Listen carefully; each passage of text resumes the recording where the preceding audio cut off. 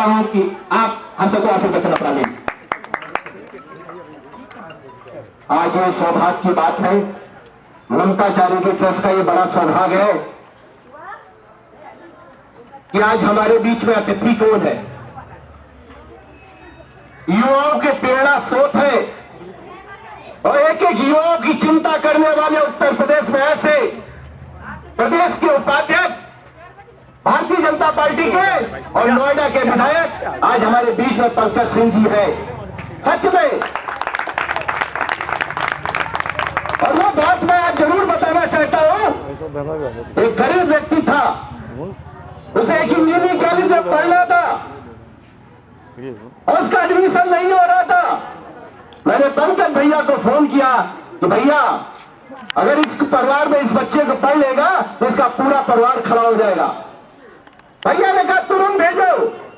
और पहली बार ऐसा हुआ है, आप भी लखनऊ के एक वासी होइए, ये मान लीजिए कि अगर लखनऊ का कोई व्यक्ति जाता है तो सीधे खुलावटा में लखनऊ का अलग से स्वागत होता है। पूरे भारत के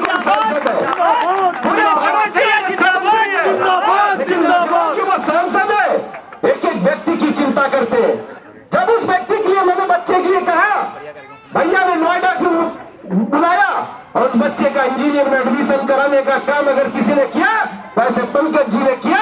मैं उनका अभिनंदन करता हूं, वंदन करता हूं। सच में जिस ओर जवानी जाती है उस ओर जमाना जाता है, और जिस ओर नौजवान जाते हैं, सच में पंकज भैया की नौजवानों की धड़कन है। अगर जब भी कोई जरूरत पड़ती है, नौजवानों की चट्टान की तरह खड़े होते हैं। आज पंकज जी का मैं अभिनंदन करता हूं। आज हमारे बीच में पूर्व पार्षद रह चुकी, अटल बिहारी वाजपेयी जी की प्रिय रह चुकी, मेरे क्या 3 बार अटल जी का कार्यालय था, उस मां को भी मैं चरणों में प्रणाम करता हूं, इंदिरा वाजपेयी जी, इस मंडल के अध्यक्ष, और सच में पूरे संगठन को मालाओं की तरह अगर पिरो के रखने वाला कोई मंडल अध्यक्ष है, वैसे आनंद पांडे का भी अभिनंदन करता हूं। हमारे बीच में लाला चंद भुज्जी जी हमारे यहाँ के मंडल के प्रभारी है, मैं उनका भी अभिनंदन करता हूं।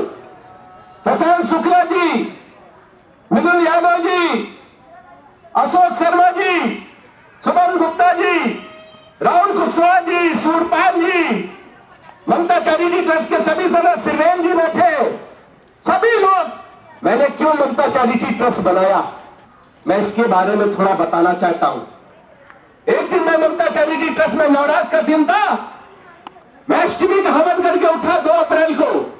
एक भैया का फोन आया, क्या भैया राशन मिल जाएगा? हमने कहा क्या राशन नहीं है क्या? कहा कुछ नहीं है। हमने कहा घर राशन देते हैं। जब उसने वेदना पीड़ा बताई तो सच में आंखों में आंसू आ गया। मैंने कहा तुम राशन ले जाओ। मैंने 182 वॉलंटियर बनाया और 3 तारीख को ममता चैरिटी ट्रस्ट से मैंने 182 वॉलंटियर को तैयार किया। और मां को भी बधाई देता हूं, और बहन को भी बधाई देता हूं, और पिता को भी बधाई देता हूं जो मुझे 182 वॉलंटियर मिले।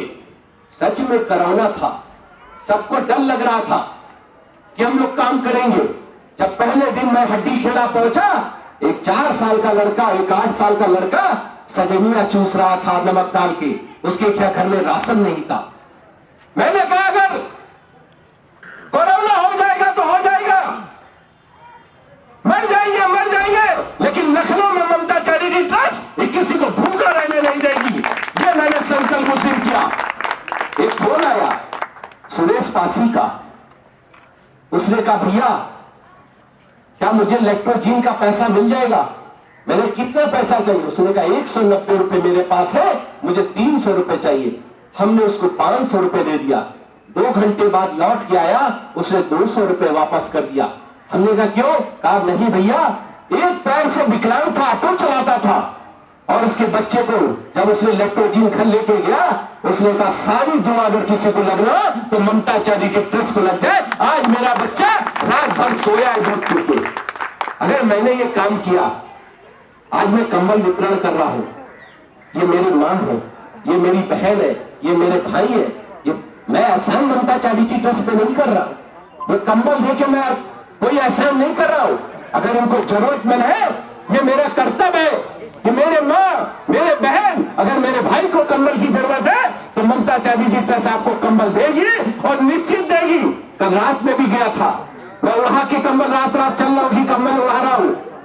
रात में जब गया, एक विकलांग बेचारा बैठा था, उसके पास कुछ नहीं था, कहा 2 दिन से खाना नहीं खाया। मैं तुरंत इसे ढाबे से जाके उसको खाना लाया और उसको कंबल देने का काम किया। अगर ये काम कर सकते हैं, ममता चैरिटी ट्रस्ट कर सकती है, तो एक जवान कर सकता है ये काम। ये मैं विश्वास दिलाता हूं। बस इतना ही कहना चाहता हूं। आज मेरे बीच में भैया से हमने कहा कि ममता चैरिटी ट्रस्ट के लिए आप समय दे दीजिए। उन्होंने कहा ऐसी सेवा संस्था के लिए मैं समय क्या।